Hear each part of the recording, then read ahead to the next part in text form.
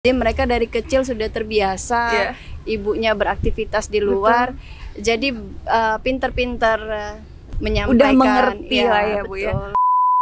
Karena terus terang kalau background keluarga itu nggak ada yang birokrat, semuanya terkait dengan usaha. Sekilas informasi terkini Sumatera Selatan.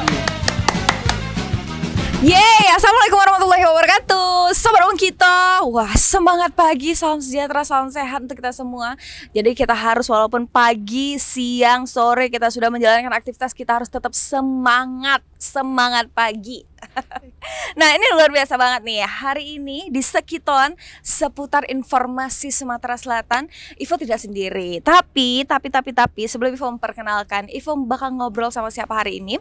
Ivo sekarang lagi ada di Agam Pisan nih Sobat Uang kita. Jadi Agam Pisan ini adalah kafe baru di Kota Palembang yang tempatnya enak banget, di tepi sungai, makanan juga enak. Jadi rekomendasi untuk teman-teman yang mau kesini cari-cari tempat nongkrong, ajakin temennya mungkin dari kota lain, dari kota luar di Kota Palembang buat datang, boleh nih di sini sambil menikmati pemandangan dari Sungai Musi. Dan ownernya ini adalah Duta Kopi Indonesia, Ian Muhazan. Luar biasa ya, keren. Nah hari ini juga nggak kalah keren. Jadi bintang tamu hari ini, tokoh inspiratif hari ini adalah sosok wanita cantik, kepala dinas paling cantik kali ya, kepala dinas paling cantik di Sumatera Selatan dan kepala dinas paling muda kayaknya di Sumatera Selatan. One and only Ibu Rika Evianti, Kepala Dinas Komunikasi dan Informatika Provinsi Sumatera Selatan. Hai Ibu. Hai, Ibu. Semangat pagi. Semangat pagi. Panjang sudah perjalanan mungkin hari ini Ibu. Kemana aja nih giatnya nih hari ini ceritanya nih? Dari pagi sampai sore nggak terlalu sih kalau untuk hari ini ya, karena tadi ada dampingin Pak Gubernur menerima audensi. Baik. Ya, sama ada rapat-rapat kecil tadi dengan berbagai kepala bidang yang ada di Kominfo, itu aja. Terus kesini deh. Kesini deh. Rapat-rapat kecil tapi impactnya besar nih pasti. Oh, pasti. Untuk kesejahteraan Sumatera Selatan itu nggak pasti.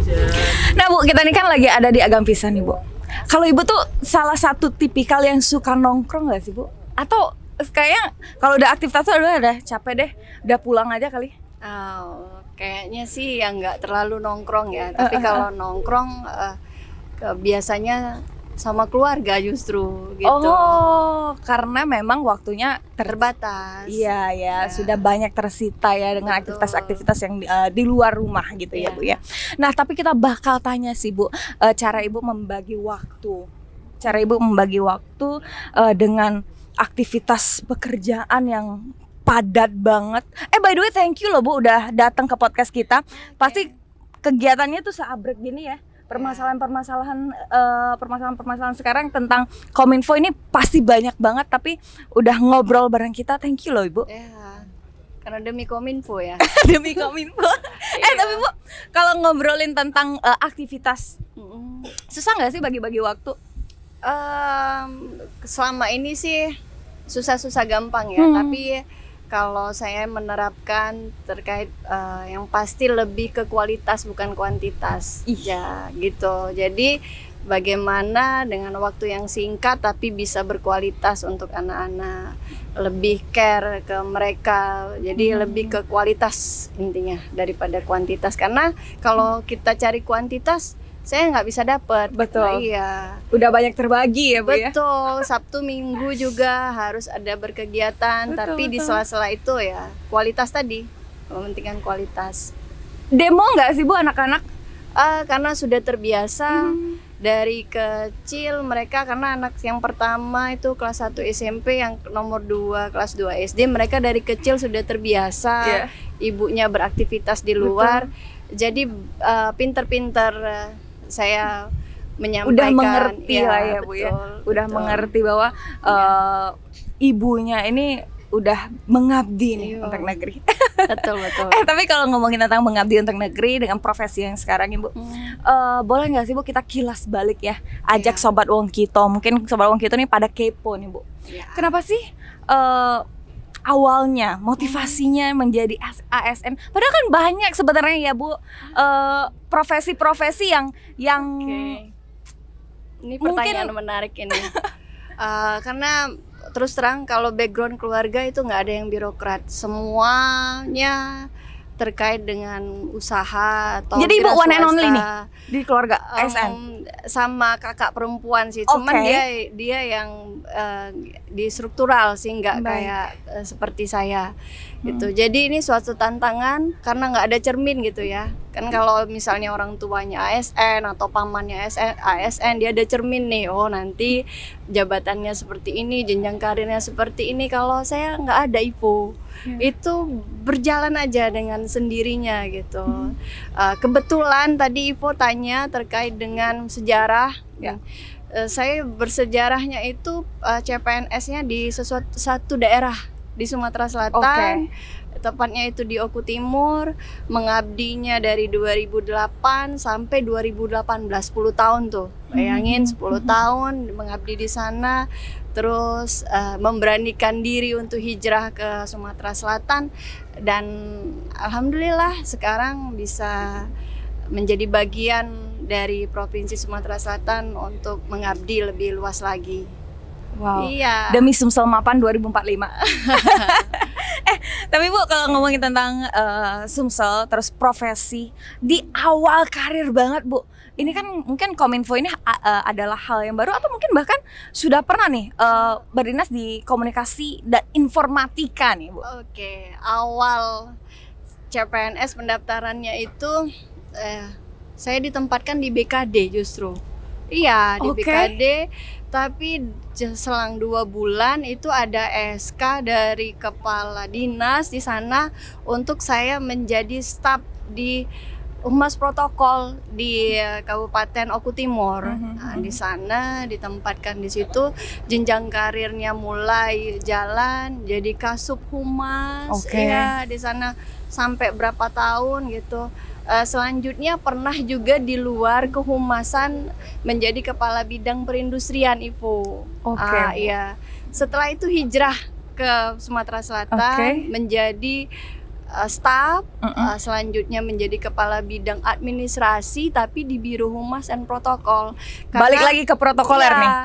terkait dengan kehumasan saya juga banyak mendalami bidang administrasi karena pernah berapa tahun itu ngurusin bupati terkait dengan administrasinya. Baik. Atau apa ya sekarang ya, sekretaris ya kali ya. Kalau Sespri sekarang ya? Iya, Baik, dulunya baik. gitu. Menjadi kepala bidang di administrasinya, terus alhamdulillah di 2020 akhir saya dipercaya menjadi kepala Biro Humas dan Protokol Ivo gitu. Nah, terus karirnya mungkin sekitar 2 tahun lebih, hampir 3 tahun, dipercaya sekarang menjadi kepala dinas komunikasi informatika Provinsi Sumatera Selatan. Panjang ya Bu ya. Ups Lumayan and downs-nya panjang. pasti banyak Betul. banget. Jadi dengan katanya usia yang muda, usia muda, Belum 40. mau 40. Mau 40, tapi insya Allah dengan background yang di belakang kemarin, apa yang sudah dijalani ya sudah berapa belas tahun ya? 14 tahun ya. Berarti 14 tahun. Ya itulah yang menjadi dasar sekarang bisa ada di Kepala Dinas Kominfo. Ya. Hal yang baru untuk Kominfo ini hal yang baru? Kalau dilihat background ke belakang bukan sesuatu yang baru banget, tetapi banyak menemukan hal-hal baru gitu. Yes. Tapi kalau terkait dengan publikasi, ketemu sama teman-teman media dan terkait program-program terkait kemediaan itu saya udah biasa. Ya, tapi hal-hal baru banyak ditemukan di Kominfo. Iya. Karena skupnya lebih besar. Ya, wewenangnya juga lebih besar ya Bu ya. Betul. Kalau di Kominfo itu ada sekitar berapa sih Bu staff? Sekitar 136 ya. 136. Iya. Banyak enggak Bu yang nekak bantai itu Bu? So far so good sih. So far so sekarang. good ya Bu ya. saya yang harus adaptasi. Yes. Iya, saya yang harus adaptasi dengan yang katanya tadi masih muda. Ini juga cerita nih Ivo, karena Kan sambil minum ya, Bu? boleh boleh. Karena gini, di Kominfo itu basic karirnya teman-teman memang sudah mumpuni Ya. di beberapa bidang gitu. Oke. Jadi saya masuk di sana, saya lah yang harus adaptasi, karena meskipun juga teman-teman itu rada-rada muda mungkin 50 ke bawah gitu. Tapi memang mereka sudah berkecimpung di kedinasan, di bidang-bidang masing-masing di Kominfo itu udah cukup lama. Iya. Gitu. Nah, jadi saya mencoba dengan cepat untuk beradaptasi, sehingga apa yang sudah baik di Kominfo dipertahanin dan mencoba untuk bisa lebih baik lagi. Banyak tantangannya pasti, Bu. Banyak sekali. Kurang lebih 9 bulan Ya, ya. ada 9 bulan. Ibu menjabat sebagai Kepala Dinas Kominfo Provinsi Sumatera Selatan. Beradaptasi dengan cepat itu udah pasti ya, Bu ya. Ya. Dimanapun kita harus tetap beradaptasi dengan cepat. Tapi bagaimana cara Ibu, ataukah ada mungkin trik-trik khusus nih? Mungkin pendekatan khusus ke teman-teman, karena kan kalau di Kominfo itu kayaknya banyak milenial ya. Betul. Banyak milenial dan mereka yang memang sudah berkompeten di bidangnya masing-masing. Videografer memang yang memang udah fokus di videografer, perilisan media, berita segala macam. Nah, cara Ibu pendekatan kepada teman-teman atau rekan-rekan, atau mungkin ada trik-trik khusus kah? Ini menarik. Pertama, saya adalah pemimpin perempuan. Ya. Terus yang katanya juga agak sedikit lebih muda dari kepala-kepala bidang mungkin yang lain. Tadi saya mencoba mendalami mereka. Oke. Mungkin dari karakter kepala bidang masing-masing saya coba dalemin, bagaimana saya bisa masuk berinteraksi dan menggali gitu. Dan saya mengajak mereka bahwa saya pimpinan tapi ini hanya hierarki. Saya menerima masukan, saya menerima kritikan. Nah, itu yang paling penting. Dengan saya menerima masukan, saya menerima kritik, dan saya juga menggali teman-teman semua apa yang bisa mereka perbuat untuk Kominfo ini lebih baik gitu. Saya ambil masukan mereka yang saya rasa itu ini sesuatu yang baik, saya ambil. Dan itu berlaku juga bukan hanya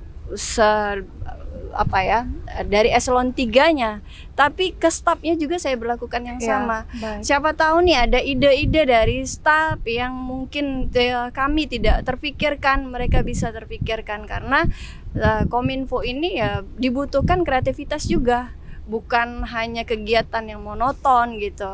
Diperlukannya kreativitas. Yes, pasti. Itu berarti lebih ke humble. Ya. Humble, kekeluargaan. Betul, Iya nggak sih? betul ya. Nah, cuma dengan kekeluargaan yang kita terapkan, apakah itu salah satu keinginan dari seorang Ibu Kadis, seorang Rika Evianti, bahwa Harus lah. memang di bawah kepemimpinan saya kekeluargaan kita harus tetap terjaga dan solid? harus.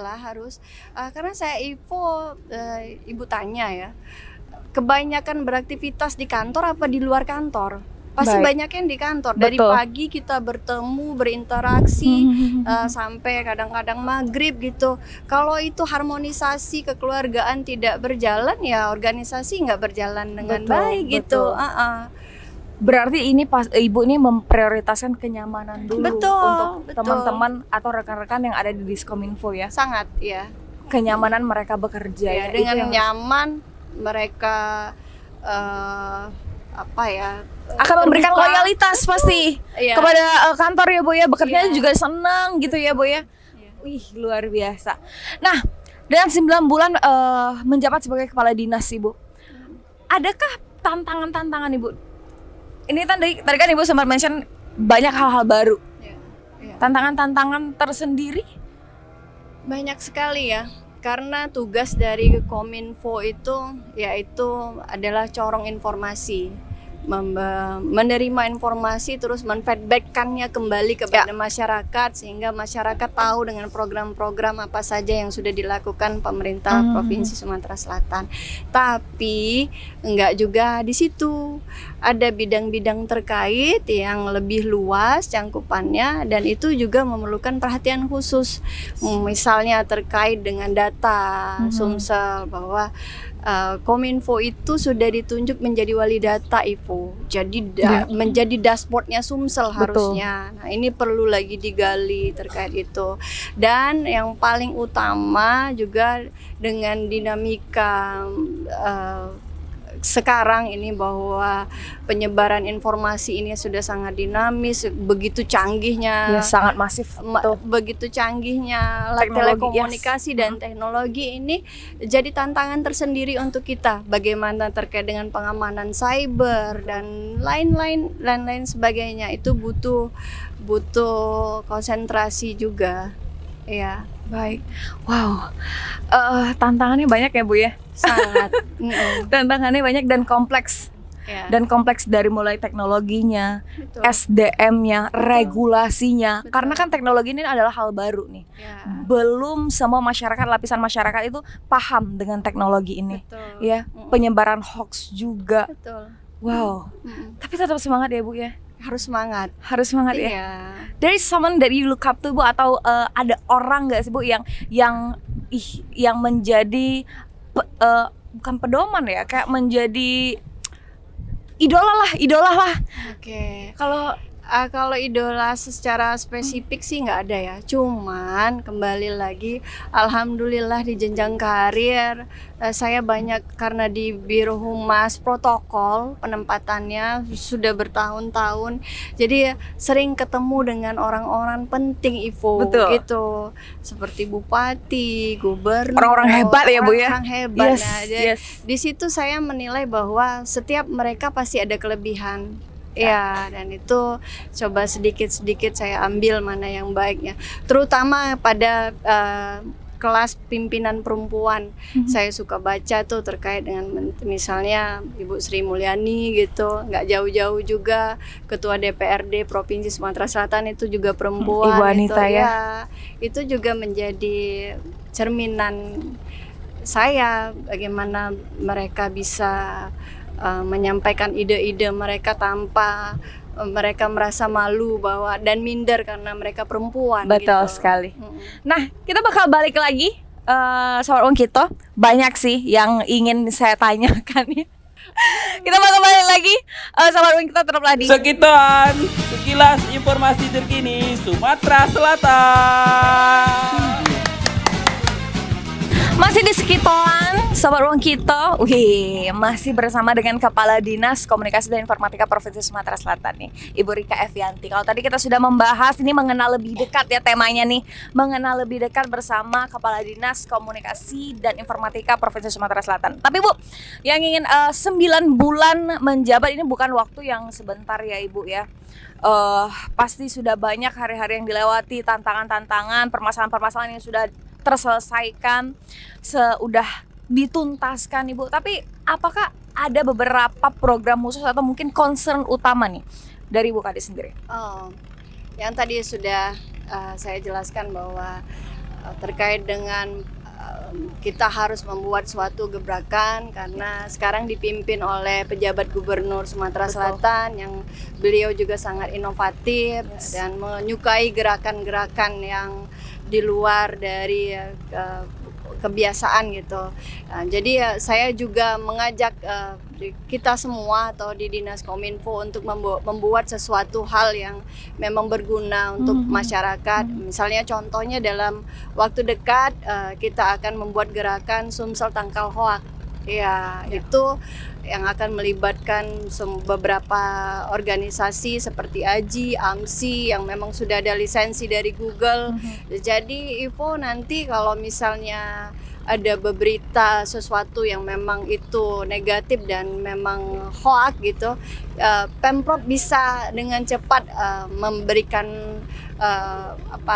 bahwa ini ya beritanya nggak benar gitu. Langsung bisa klarifikasi. Langsung bisa diklarifikasi dengan bukti-bukti loh gitu.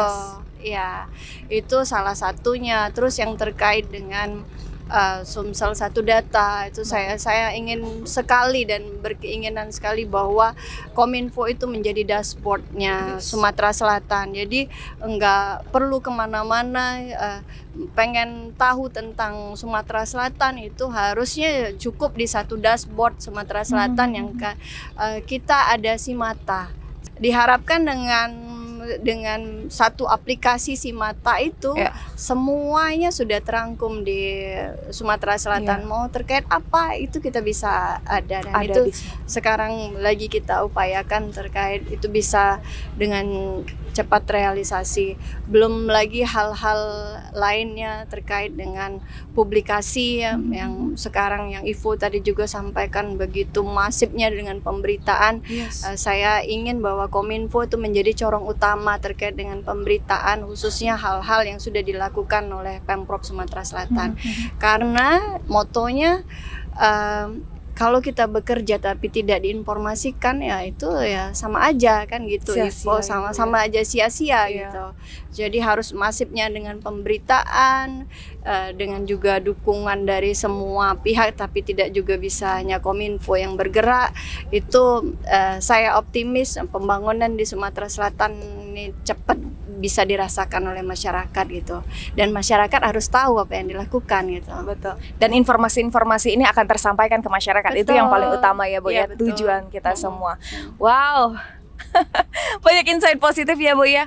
Sukses selalu Ibu, sehat selalu. Terima kasih sudah ngobrol-ngobrol sore-sore ini ya Bu ya. Tapi Bu, kalau ngomongin tentang ini terakhir deh, ada kasih harapan Ibu, atau mungkin ada kata-kata yang menjadi prinsip yang selalu dipegang dari Ibu atau dari Ayah? Kalau moto saya sih, berbuat baiklah tanpa mencari alasan, berbuat baik aja gitu, karena alasan itu nanti datangnya dari Allah gitu. Dengan kita selalu berbuat baik ya nanti ada saja feedbacknya ke kita. Mulia sekali Bu. Sekali ya. Iya.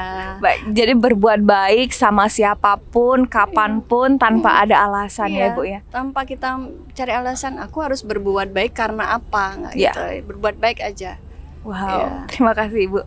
Tapi ada satu kata nih, sebelum kita close podcast ini Ibu, ada pantun tapi tolong cakepnya. Tolong bantuan cakepnya ini. Ada bantuan. Jalan-jalan ke Kertapati. Keliling, jangan lupa keliling seberang Ulu. Kita doa ke Ibu Rika Evianti. Sukses dan sehat selalu. Baik, terima kasih Ibu sudah ngobrol-ngobrol ya. Terus tentunya terus saksikan Sobat Wong Kito, inilah podcast Sekiton seputar informasi Sumatera Selatan. Bintang tamu kita yang pertama dengan Kepala Dinas Komunikasi dan Informatika Provinsi Sumatera Selatan, dan semoga obrolan kita hari ini bermanfaat dan insight-nya tersampaikan. Oke, Ibu. Sukses selalu. Sukses selalu Ibu. Boleh Ibu kita cheers dulu Ibu. Kita minum dan kita nikmatin suasana di tepi sungai ini. Sekian sekilas informasi terkini Sumatera Selatan.